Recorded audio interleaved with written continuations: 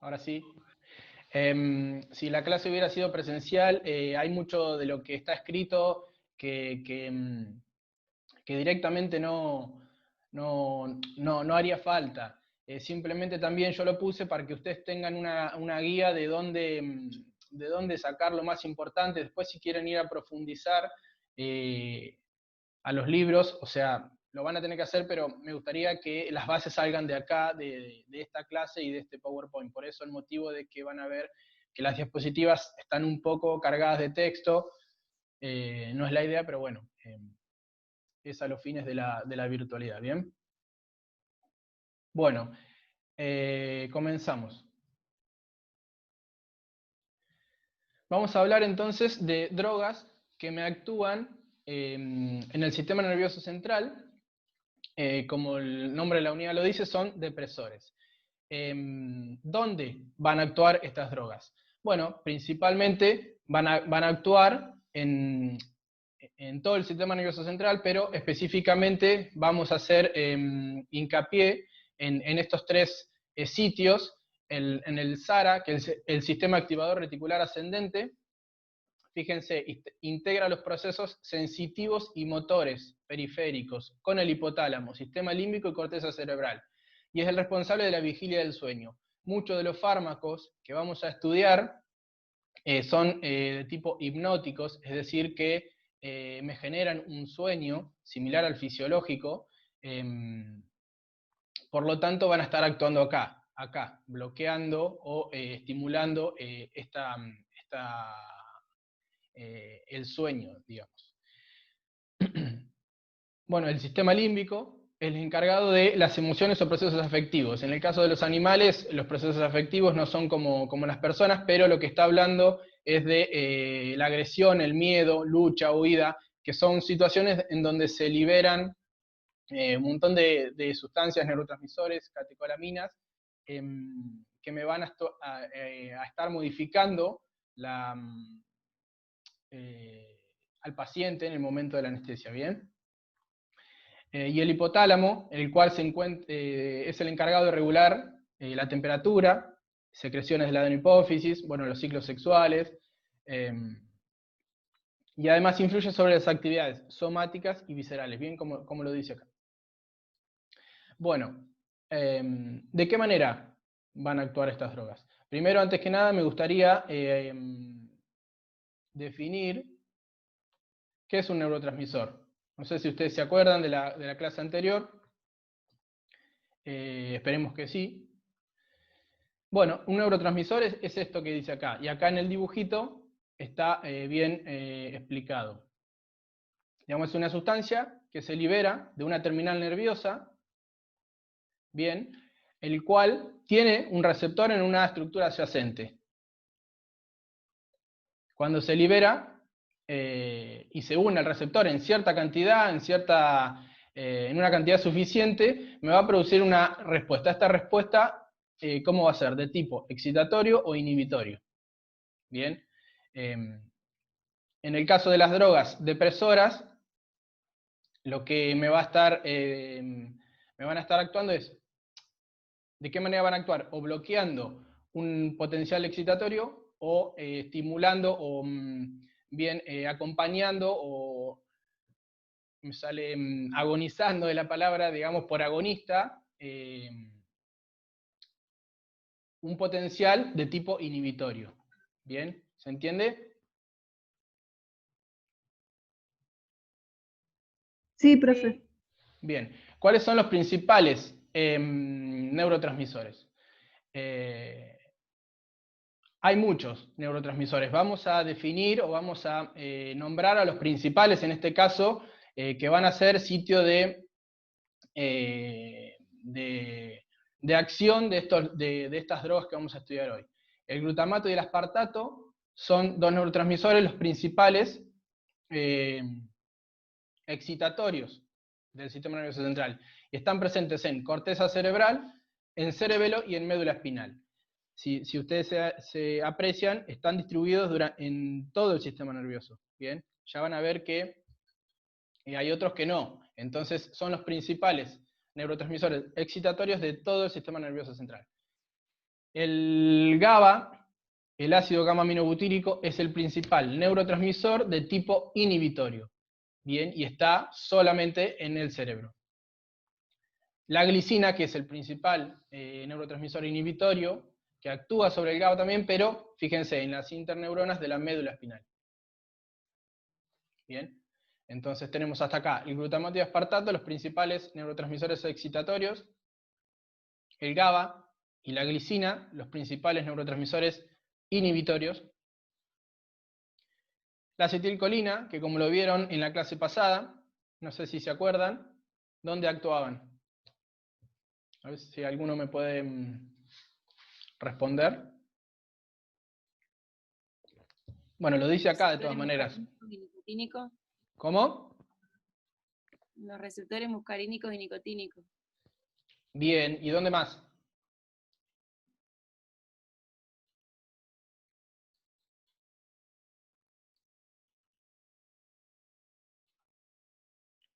En el músculo.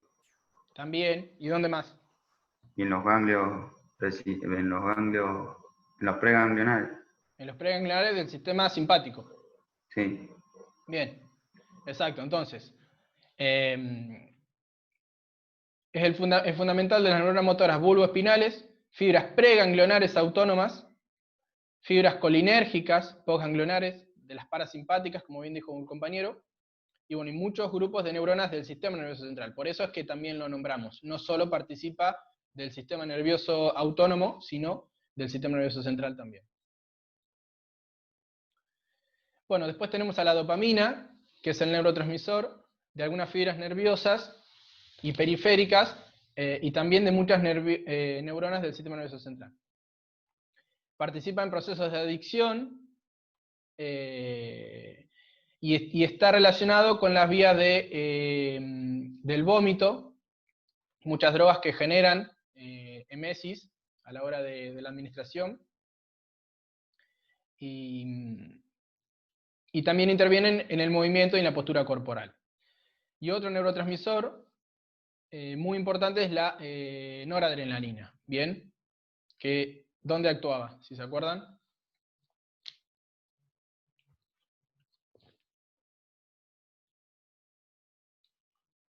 Bueno, lo dice acá, de todas maneras, en las fibras simpáticas postganglionares. ¿Bien? ¿Me siguen hasta acá? Sí. Sí, profe. Bien.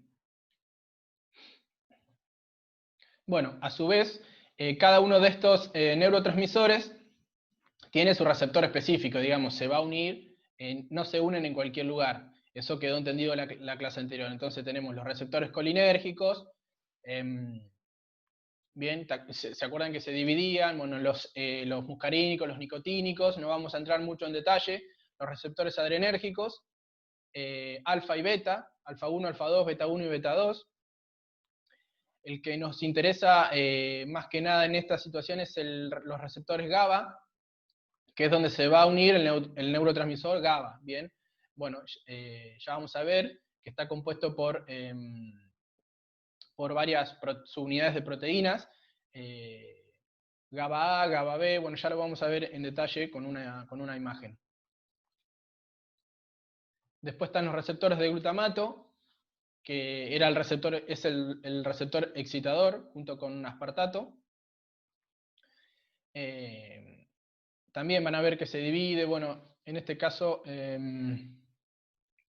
se dividen en receptores ionotrópicos, N-metil de aspartato, que se unen al NMDA, que es el neurotransmisor, glicina, zinc y magnesio.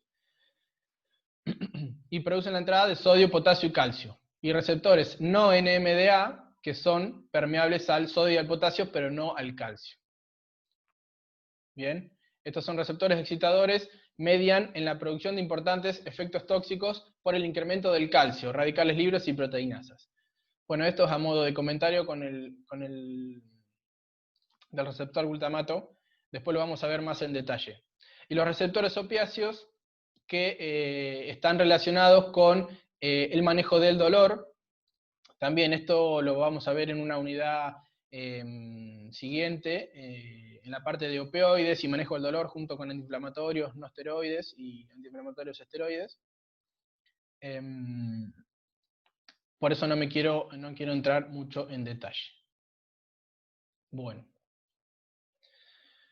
Bueno, anestesia. A ver, ¿quién me puede decir qué le parece que es la anestesia? ¿Cómo la definirían? Inducir un estado de inconsciencia, ¿puede ser? Bien, sí, está muy bien. ¿Qué más agregarían a esa definición?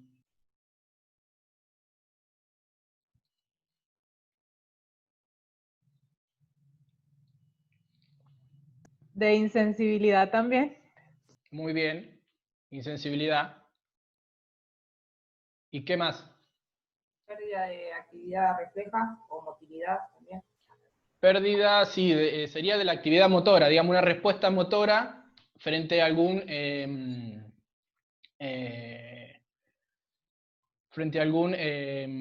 ¿cómo es?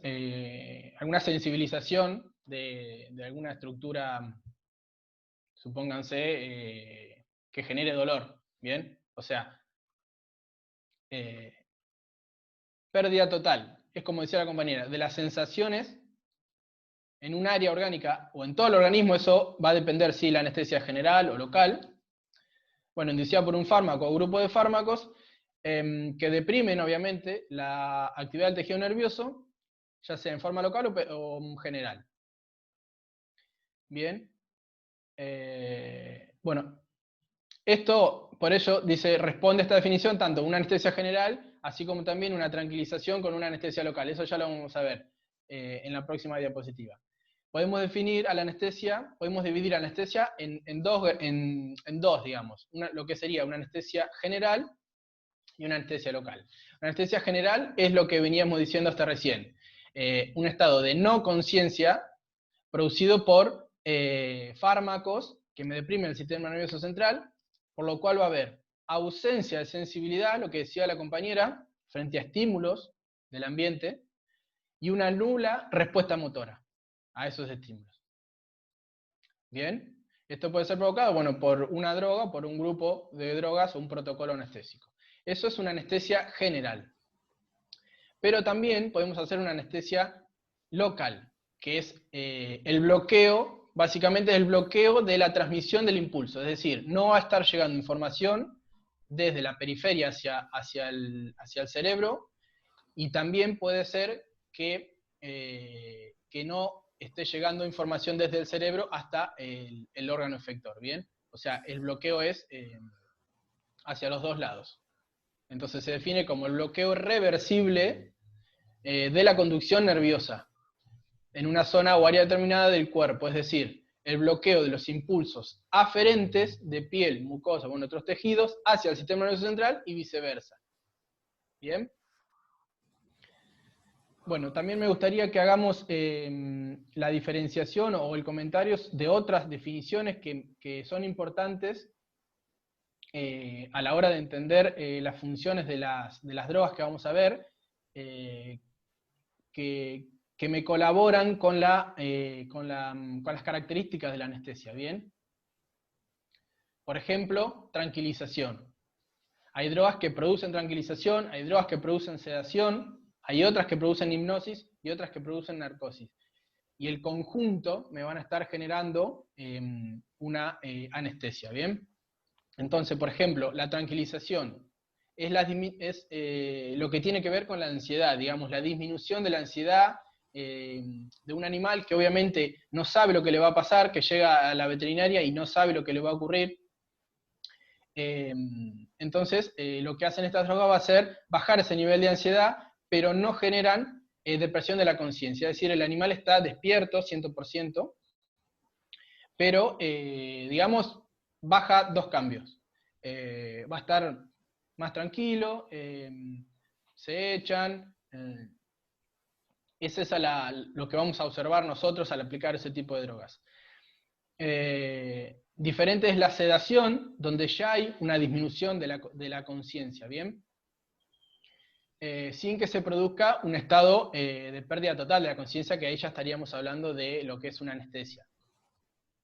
Entonces, el paciente queda en un estado de sueño, pero que es más o menos fácil despertarlo. Bien, si uno lo llama o le hace un ruido fuerte o una estimulación, el animal responde, levanta la cabeza, mira, está consciente todavía, pero el nivel de conciencia es un poco menor. La hipnosis, que es un sueño similar al fisiológico, pero sin producir analgesia. Anteriormente, bueno, hace muchos años se operaba a los pacientes solamente con un hipnótico, creyendo de que bueno, que no sentía dolor, y después se comprobó que no, que digamos, no sé si recuerdan esa película, que el paciente está dormido, pero que está sintiendo todo. No me acuerdo cómo se llama. Bueno, y por último, el otro término que quería hacer referencia es la narcosis, que es un sueño muy profundo que implica analgesia y está relacionado a los fármacos opioides u opiáceos, que bueno, ya les dije va a ser motivo de otra clase.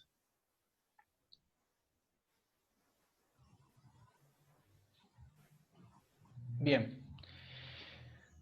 Este es un cuadrito de clasificación de la Sociedad Americana de Anestesiología, bastante viejo. Básicamente se los quería mostrar para que ustedes, bueno, supieran que existe, y es, básicamente, se utiliza para clasificar al paciente que va a entrar al quirófano.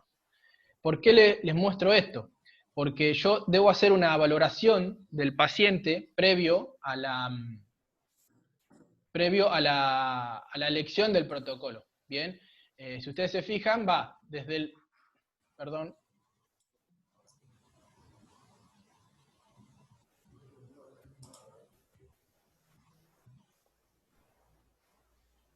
Perdón que no sé qué apreté.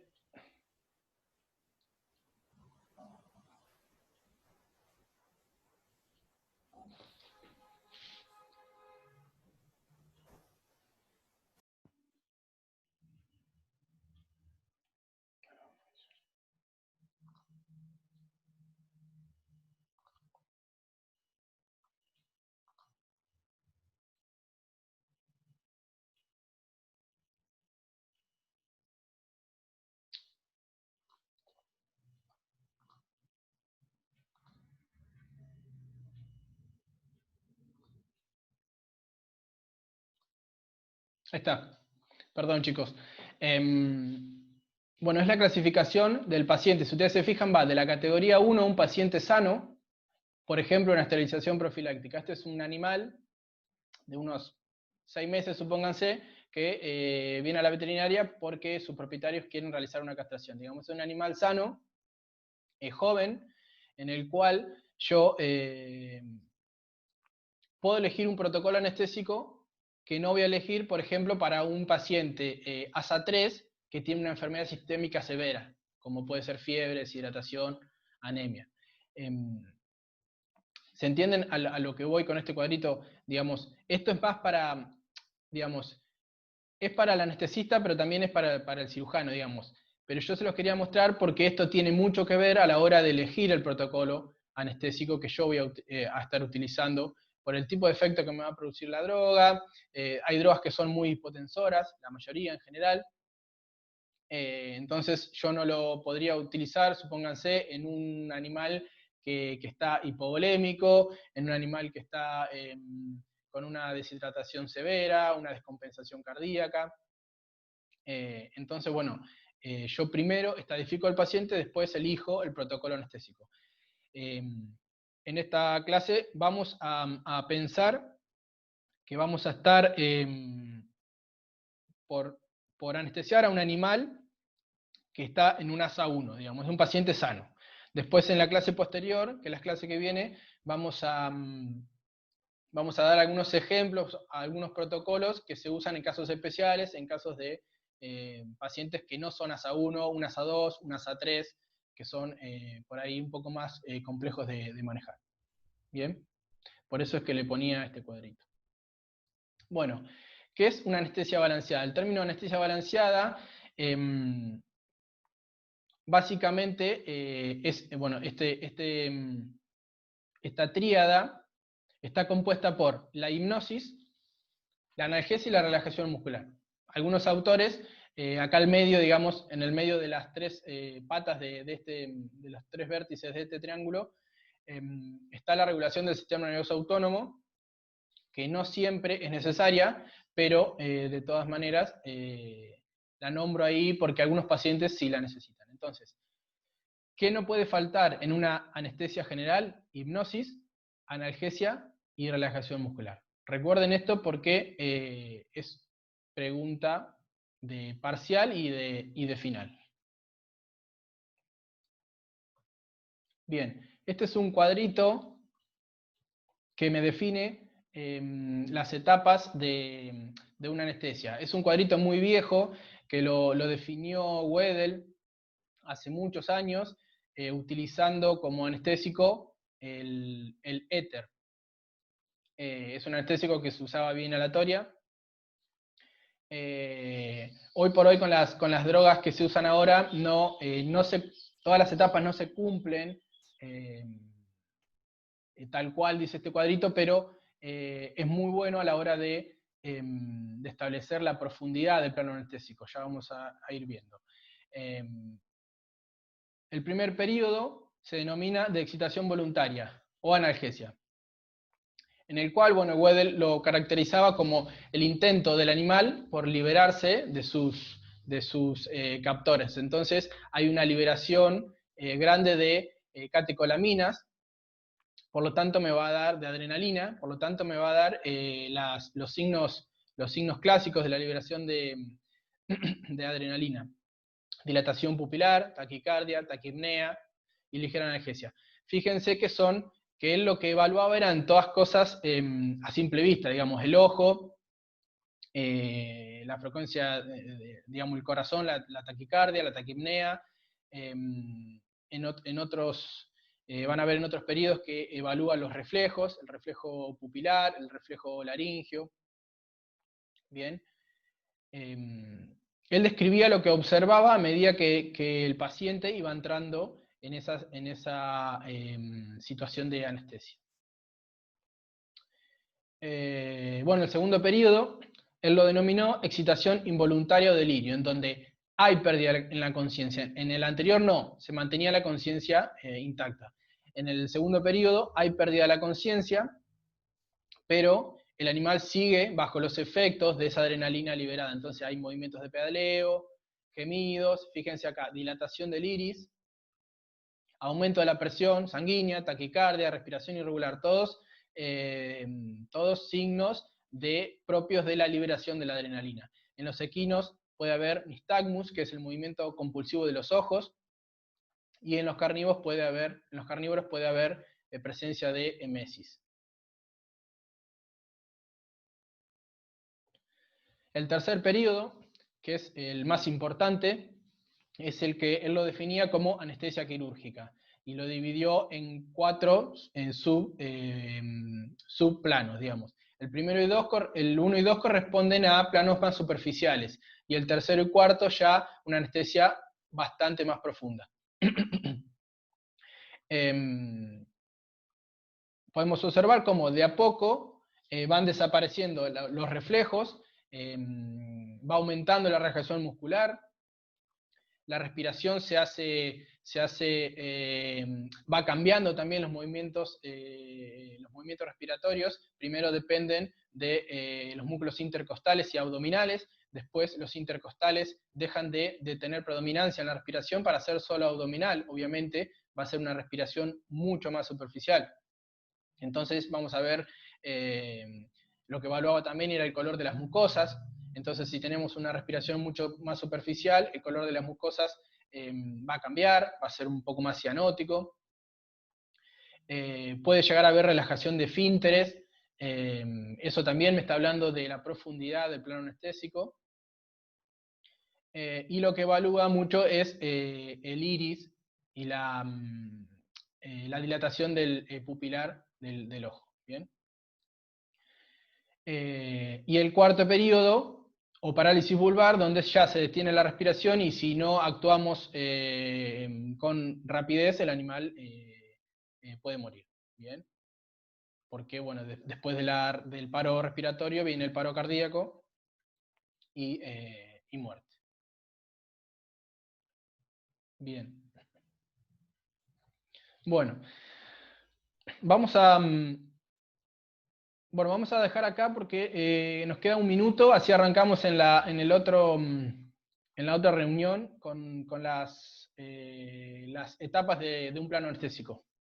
Bien, ahora les envío el nuevo link. ¿Tienen alguna duda hasta acá?